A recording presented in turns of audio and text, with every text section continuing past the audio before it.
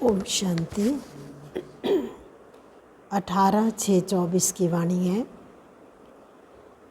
बाबा ने कहा, मीठे बच्चे, अवगुणों को निकालने का पूरा पुरुषार्थ करो। जिस गुण की कमी है उसका पोता मेल रखो। गुणों का दान करो तो गुणवान बन जाएंगे। प्रश्न है, गुणवान बनने के लिए कौन सी पहली श्रीमत मिली हुई है? उत्तर है, मीठे बच्चे, गुणवान बनना है तो किसी की भी देह को मत देखो, अपने को आत्मा समझो। एक बाप से सुनो, एक बाप को देखो। मनुष्य मत को नहीं देखो। देह अभिमान के वश ऐसी कोई एक्टिविटी ना हो जिससे बाप का व ब्राह्मण कुल का नाम बदनाम हो। उल्टी चलन वाले गुणवान नहीं बन सकते, उन्हें कुल कलंकित कहा जाता है। ओम शांति। बाप दादा के हाथ में मोतियों के फूल थे। बाबा साक्षात्कार कराते हैं, ऐसा खुशबूदार फूल बनने का है। बच्चे जानते हैं, हम फूल बने थे जरूर। गुलाब के फूल, मोतिये के फूल भी बने थे अथवा हीरे भी बने थे, अब फिर बन रहे हैं। यह है सब सच्चे, आगे तो झूठे, झूठ ही झूठ, सच की रत्ती भी नहीं थी। अभी तुम सच्चे बनते हो तो फिर सच्चे में सब गुण भी चाहिए। जितने जिसमें गुण हैं उतना औरों को भी दान दे आप समान बना सकते हैं। इसलिए बाप बच्चों को कहते रहते हैं, बच्चे पोता मेल रखो अपने गुणों का। हमारे में कोई अवगुण तो नहीं है। दैवी गुणों में क्या कमी है? रात को रोज अपना पोता मेल निकालो। दुनिया के मनुष्यों की तो बात ही अलग है। तुम अभी मनुष्य तो नहीं हो ना, तुम हो ब्राह्मण। भल मनुष्य तो सब मनुष्य ही हैं, परंतु हर एक के गुणों में चलन में फर्क पड़ता है। माया के राज्य में भी कोई कोई मनुष्य बहुत अच्छे गुणवान होते हैं, परंतु बाप को नहीं जानते। बड़े रिलीजियस माइंडेड, नरम दिल होते हैं। दुनिया में तो मनुष्यों के गुणों की वैरायटी है, और जब देवता बनते हैं तो दैवी गुण तो सब में हैं। बाकी पढ़ाई के कारण मर्तबे कम हो पड़ते हैं। एक तो पढ़ना है, दूसरा अवगुणों को निकालना है। यह तो बच्चे जानते हैं, हम सारी दुनिया से न्यारे हैं। यहाँ यह जैसे एक ही ब्राह्मण कुल बैठा हुआ है। शूद्र कुल में है मनुष्य मत, ब्राह्मण कुल में है ईश्वरीय मत। पहले पहले तुमको बाप का परिचय देना है। तुम बताते हो, फलाना आर्ग्यू करते हैं। बाबा ने समझाया था, लिख दो, हम ब्राह्मण अथवा बीके हैं ईश्वरीय मत पर, तो समझ जाएंगे इनसे ऊंच तो कोई है नहीं। ऊंचते ऊंच है भगवान, तो हम उनके बच्चे भी उनकी मत पर हैं। मनुष्य मत पर हम चलते नहीं, ईश्वरीय मत पर चल हम देवता बनते हैं। मनुष्य मत बिल्कुल छोड़ दी है, फिर तुमसे कोई आर्ग्यू कर ना सके। कोई कहे, यह कहाँ से सुना, किसने सिखाया है? तुम कहेंगे, हम हैं ईश्वरीय मत पर। तो हम बहुत समय चले, अब हमको मिली है ईश्वरीय मत। भक्ति मार्ग में बहुत समय चले, अब हमको मिली है ईश्वरीय मत। तुम बच्चों को बाप की ही महिमा करनी है। पहले पहले बुद्धि में बिठाना है, हम ईश्वरीय मत पर हैं। मनुष्य मत पर हम चलते नहीं, सुनते नहीं। ईश्वर ने कहा है, hear no evil, see no evil, मनुष्य मत, आत्मा को देखो, शरीर को नहीं देखो। यह तो पतित शरीर है, इनको क्या देखने का है, इन आँखों से यह नहीं देखो। यह शरीर तो पतित का पतित ही है, यहाँ के यह शरीर तो सुधरने नहीं हैं और ही पुराने होने हैं। दिन प्रतिदिन सुधरती है आत्मा। आत्मा ही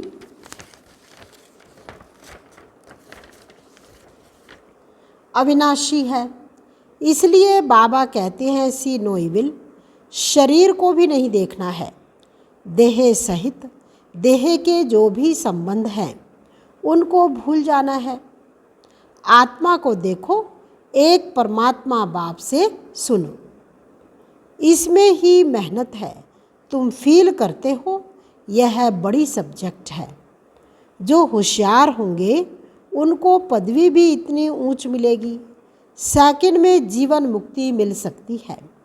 परंतु अगर पूरा पुरुषार्थ नहीं किया तो फिर सजाएं भी बहुत खानी पड़ेंगी। तुम बच्चे अंधों की लाठी बनते हो बाप का परिचय देने के लिए। आत्मा को देखा नहीं जाता है, जाना जाता है। आत्मा कितनी छोटी है। इस आकाश तत्व में देखो, मनुष्य कितनी जगह लेते हैं। मनुष्य तो आते जाते रहते हैं ना, आत्मा कहाँ आती जाती है क्या? आत्मा की कितनी छोटी सी जगह होगी। विचार की बात है। आत्माओं का झुंड होगा। शरीर के भेंट में आत्मा कितनी छोटी है, वह कितनी थोड़ी जगह लेगी। तुमको तो रहने के लिए बहुत जगह चाहिए। अभी तुम बच्चे विशाल बुद्धि बने हो। बाप नई बातें समझाते हैं नई दुनिया के लिए, और फिर बताने वाला भी नया है। मनुष्य तो सबसे रहम मांगते रहते हैं। अपने में ताकत नहीं है। जो अपने पर रहम करें तुमको ताकत मिलती है। तुमने बाप से वर्षा लिया है और कोई को रहम दिल नहीं कहा जाता है। मनुष्य को कभी देवता नहीं कह सकते हैं। रहम दिल एक ही बाप है जो मनुष्य को देवता बनाते हैं। इसलिए कहते हैं परमपिता परमात्मा की महिमा अपरम अपार है, उसका पारावार नहीं। अभी तुम जानते हो उनके रहम का पारावार नहीं है। बाबा जो नई दुनिया बनाते हैं उसमें सब कुछ नया है। मनुष्य पशु पक्षी सब सतो प्रधान होते हैं। बाप ने समझाया है तुम ऊंच बनते हो तो तुम्हारा फर्नीचर भी ऐसा ऊंचते ऊंच गाया हुआ है। बाप को भी कहते हैं ऊंचे ते ऊंचा, जिससे विश्व की बादशाही मिलती है। बाप साफ कहते हैं हम हथेली पर बहिश्त ले आता हूँ। वो लोग हथेली में केसर आदि निकालते हैं। यहाँ तो पढ़ाई की बात है। यह है सच्ची पढ़ाई। तुम समझते हो हम पढ़ रहे हैं, पाठशाला में आए हैं। पाठशालाएं तुम बहुत खोलो तो तुम्हारी एक्टिविटी को देखें। कोई फिर उल्टी चलन चलते हैं तो नाम बदनाम करते हैं। देह अभिमान वाले की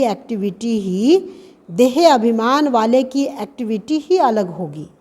देखेंगे ऐसी एक्टिविटी है तो फिर जैसे सब पर कलंक लग जाता है। समझते हैं इनकी एक्टिविटी में तो कोई फर्क नहीं है, तो गोया बाप की निंदा कराई ना। टाइम लगता है, सारा दोष उस पर आ जाता है। मैनर्स बहुत अच्छे चाहिए। तुम्हारे करैक्टर बदलने में कितना टाइम लगता है तुम समझते हो? कोई कोई के करैक्टर बहुत अच्छे फर्स्ट क्लास होते हैं, वह दिखाई ही पड़ेंगे। बाबा एक एक बच्चे को बैठ देखते हैं। इनमें क्या खामी है जो निकालनी चाहिए, एक एक की जांच करते हैं। खामियां तो सब में हैं, तो बाप सबको देखते रहते हैं, रिजल्ट देखते रहते हैं। बाप का तो बच्चों पर प्यार रहता है ना, जानते हैं इनमें यह खामी है, इस कारण यह इतना ऊंच पदवी नहीं पा सकेंगे। अगर खामियां नहीं निकली तो बड़ा मुश्किल है, देखने से ही मालूम पड़ जाता है। यह जो जानते हैं अभी टाइम पड़ा है, यह तो जानते हैं अभी टाइम पड़ा है। एक एक की जांच करते बाप की नज़र एक एक के गुणों पर पड़ेगी। पूछेंगे तुम्हारे में कोई अवगुण तो नहीं है? बाबा के आगे तो सच बता देते हैं। कोई कोई को देह अभिमान रहता है तो नहीं बताते हैं। बाप तो कहते रहते हैं आपे ही जो करे सो देवता। कहने पर करे वह मनुष्य, जो कहने से भी ना करे तो वो बाबा कहते हैं क्या? बाबा मिसाल देते हैं गधे का। बाबा कहते रहते हैं जो भी खामियां हैं इस जन्म की वह बाप के आगे आपे ही बताओ। बाबा तो सबको कह देते हैं खामियां सर्जन को बताने चाहिए। शरीर की बीमारी नहीं, अंदर की बीमारी बतानी है। तुम्हारे पास अंदर में क्या क्या आसुरी ख्यालात रहते हैं, तो इस पर बाबा समझाएंगे। इस हालत में तुम इतनी ऊंच पदवी नहीं पा सकेंगे जब तक अवगुण निकले। अवगुण बहुत निंदा कराते हैं, मनुष्यों को रहम पड़ता है।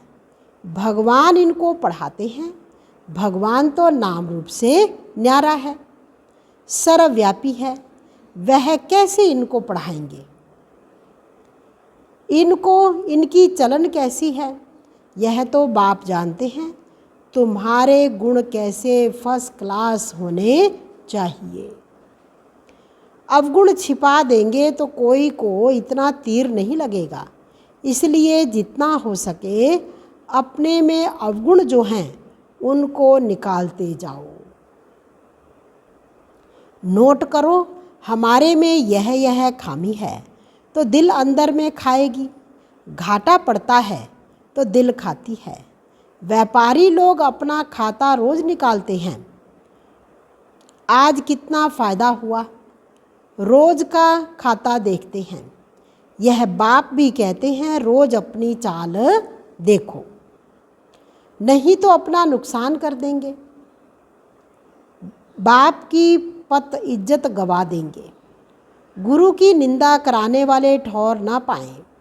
देह अभिमानी ठौर नहीं पा सकेंगे। देही अभिमानी अच्छी ठौर पाएंगे। देही अभिमानी बनने के लिए ही सब पुरुषार्थ करते हैं, दिन प्रतिदिन सुधरते जाते हैं। देह अभिमान से जो कर्तव्य होते हैं उनको काटते रहना है।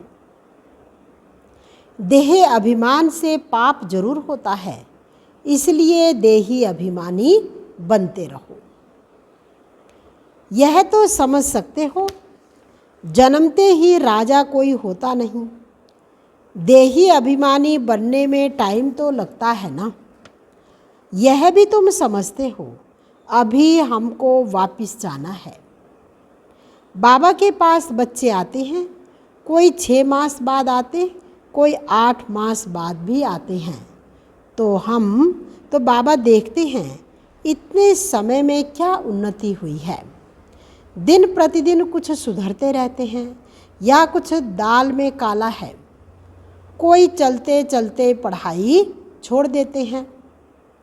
बाबा कहते हैं यह क्या, भगवान तुमको पढ़ाते हैं भगवान भगवती बनाने, ऐसी पढ़ाई तुम छोड़ देते हो।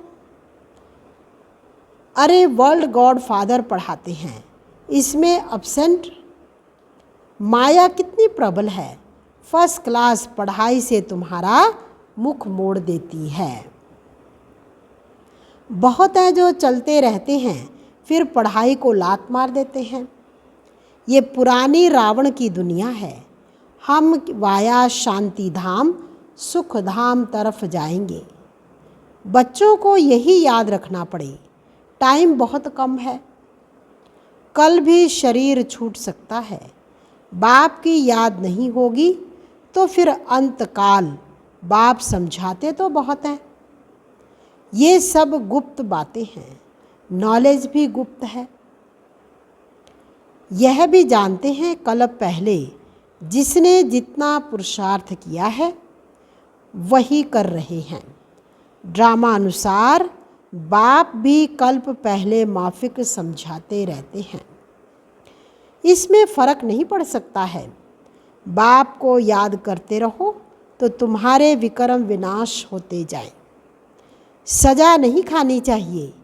बाप के सामने सजाएं बैठ खाएंगे तो बाप क्या कहेंगे? तुमने साक्षात्कार भी किए हैं, उस समय माफ़ नहीं कर सकते। इन द्वारा बाप पढ़ाते हैं तो इनका ही साक्षात्कार होगा। इन द्वारा वहाँ भी समझाते रहेंगे, इन द्वारा वहाँ भी समझाते रहेंगे। तुमने यह किया, फिर उस समय बहुत रोएंगे, चिल्लाएंगे, अफसोस भी करेंगे, बिगर साक्षात्कार सजा दे ना सके। कहेंगे तुमको इतना पढ़ाते थे, फिर ऐसे ऐसे काम किए। तुम भी समझते हो रावण की मत पर हमने कितने पाप किए हैं। पूज्य से पुजारी बन पड़े हैं। बाप को सर्वव्यापी कहते आए। यह तो पहले नंबर की इंसल्ट है। इसका हिसाब किताब भी बहुत है। बाप उल्हाना देते हैं। तुमने अपने को कैसे चमाट मारी है। भारतवासी ही कितना गिरे हैं। बाप आकर समझाते हैं, अभी तुमको कितनी समझ मिली है। सो भी नंबरवार समझते हैं ड्रामा अनुसार। आगे भी ऐसे ही इस समय तक के क्लास की यह रिजल्ट थी। बाप बताएंगे तो सही ना, तो बच्चे अपनी उन्नति करते रहें। माया ऐसी है जो देही अभिमानी रहने नहीं देती है। यही बड़ी सब्जेक्ट है। अपने को आत्मा समझ बाप को याद करो तो पाप भस्म हो जाए। अच्छा, मीठे मीठे सिकिलधे बच्चों प्रति माता पिता बाप दादा का याद प्यार और गुड मॉर्निंग। रूहानी बापी रूहानी बच्चों को नमस्ते। रूहानी बच्चों की रूहानी बाप दादा को दिलवा जान सिकवा प्रेम से नमस्ते। ओम शांति। धारणा के लिए मुख्य सार है, देह अभिमान में आने से पाप जरूर होते हैं। देह अभिमानी को ठौर नहीं मिल सकती, इसलिए देही अभिमानी बनने का पूरा पुरुषार्थ करना है। कोई भी कर्म बाप की निंदा कराने वाला ना हो। दूसरा है, अंदर की बीमारियां बाप को सच सच बतानी है। अवगुण छिपाने नहीं हैं, अपनी जांच करनी है कि मेरे में क्या क्या अवगुण है। पढ़ाई से स्वयं को गुणवान बनाना है। वरदान, हद की रॉयल इच्छाओं से मुक्त रहे, सेवा करने वाले निस्वार्थ सेवाधारी भव। जैसे ब्रह्मा बाप ने कर्म के बंधन से मुक्त न्यारे बनने का सबूत दिया,